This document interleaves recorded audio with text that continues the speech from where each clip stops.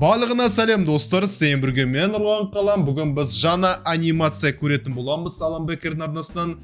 Жаңа емес негізі, бұл анимация шыққан бір айдай болып қалды, бірақ мен қазір ғана көрейін деп жатырмын. Сіздермен бірге көрейін деп шештім. Қызықты болатын шығар деген ойдамын. Видеоның атауы Animation vs Addiction дейді. Яғни анимация тәуелділікке қарсы шығатын болады. Яғни зависимость, тәуелділік.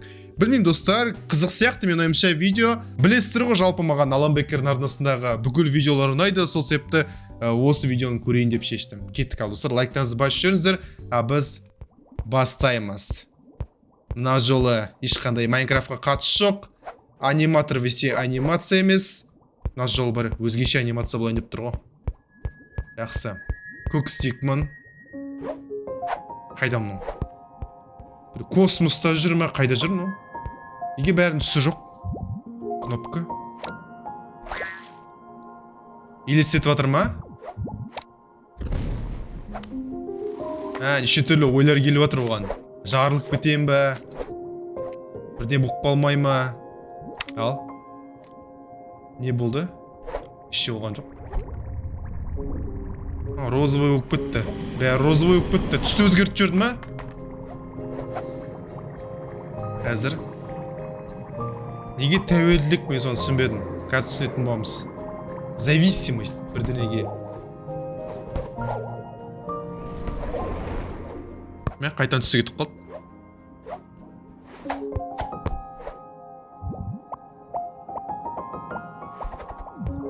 Так.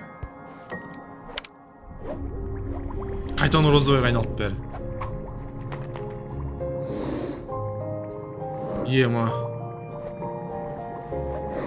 Ема ұшын жүр ғой. Мен енді түсіне бастап атырым. Не үшін тәуелдіккен. Кнопкаге, короче, көрдіңдер ғой достар. Типа кнопка басқан сайын, оның өмірі жақсара бастайды. Банағадай, ол ұша бастайды. Тағы басқан шет түрлі ода банағадай нәрселер бола бастайды.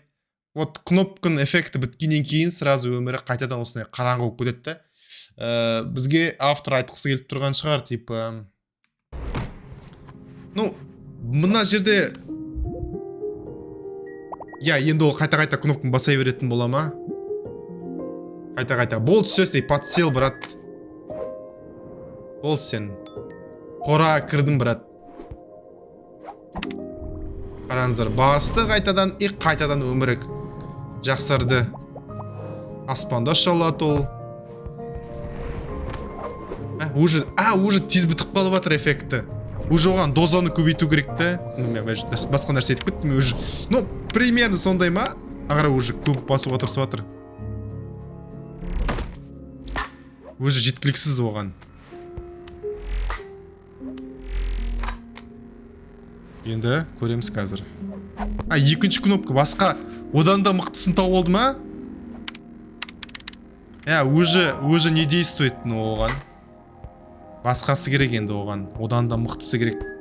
Көкі керек. Бұл одан да қызықты нәрселер ашады, қараңыздар.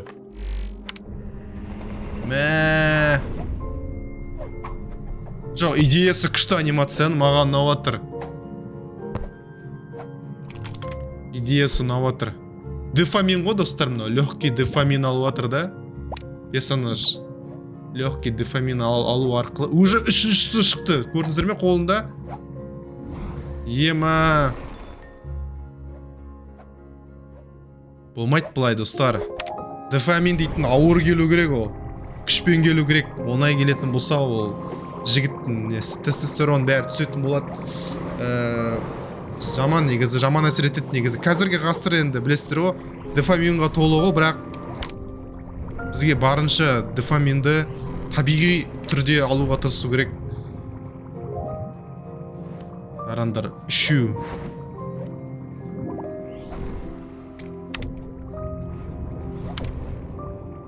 Бітті мынау.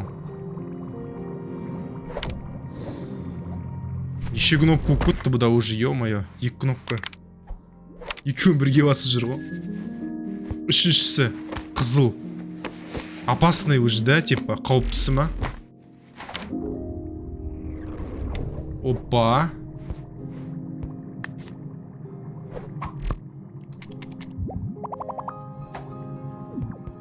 Ну барлығын жасай алады да, типа, қалай ну?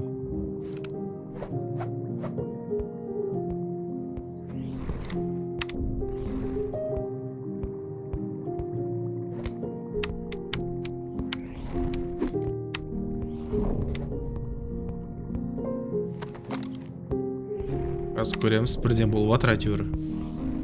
Өліп жатыр ма?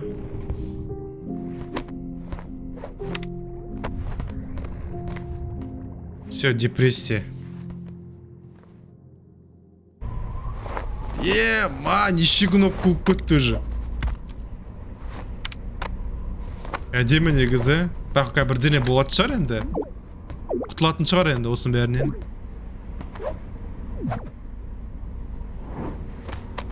Тағы новыйына кетіп батыр.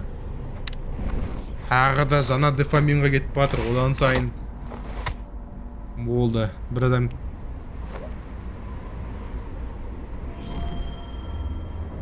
көрмейді, еше байқамайды анау. Адамды да байқамайды даже.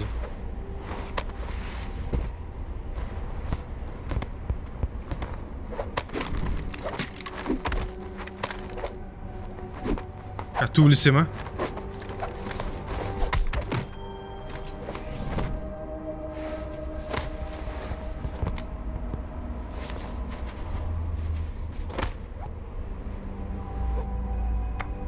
Давай. Адам көмітсетті да оған. Осы стекман көмітсе ма? Іздеп атыр өзін есін.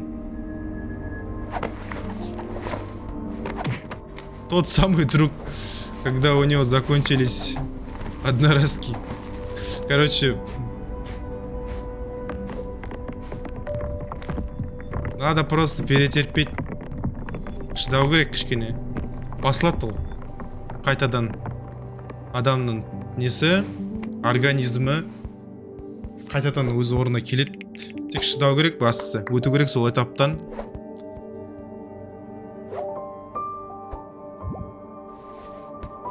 Керек емес брат саған ол. Легкий дофамин керек емес саған.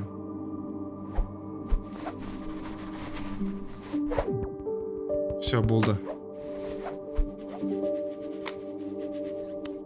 Көмектесіп отыр ма маған? Болды. Енді идеясы жақсы анимацияның. Мен мұндай болады деп ойлаған жоқпын идеясы. Все болды. Ай.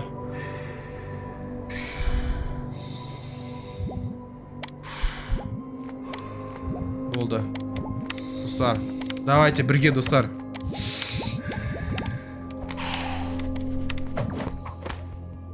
Менде де бар сондай ауру негізі. Андай арасында тиктокқа кіріп отырасың, жарым құсап 2 сағат қарап. Жоқ, керек емес. Керек емес. Қайтан бастап кетейік тұр ма? Ална, лақтыр.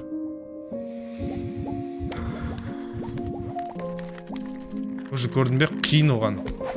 Организм үйреніп қойған ғой.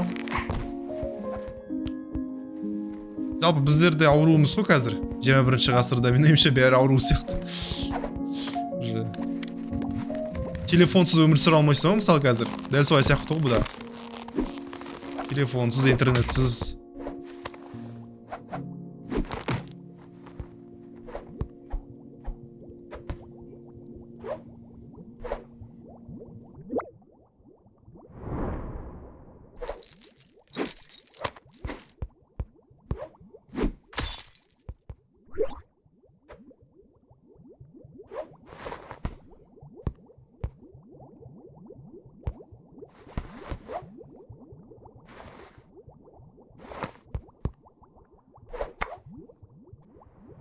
Ага.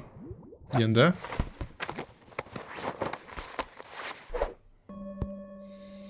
О.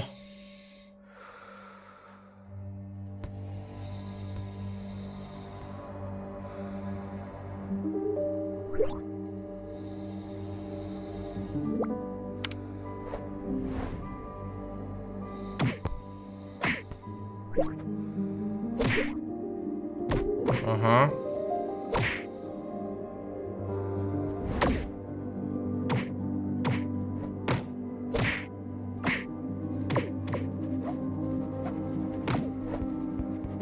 миында не болып отыр әше, каша болып отыр ғой. Ана миы просто не істеме.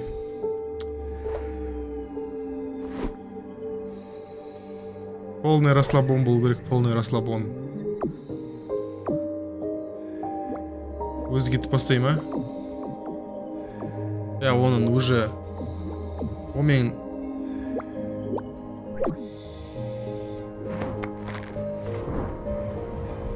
вау.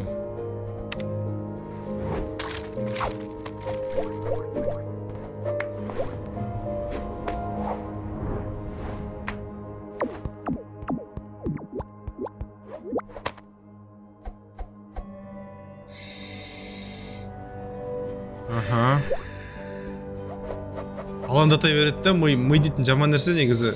Андай, айтсам ба. Концентрация жасау қиын процессқа. Әсіресе жас балдарда ол көбіне солай. Өткен поколениеде ондай проблем жоқ с концентрациямен, өткені оларда уже андай өскен сайын адам өзінің кішкене ұстай алатын болады.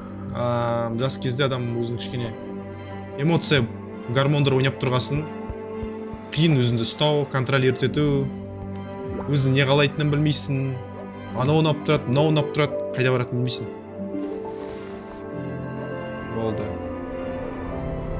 Болды, человек просветился.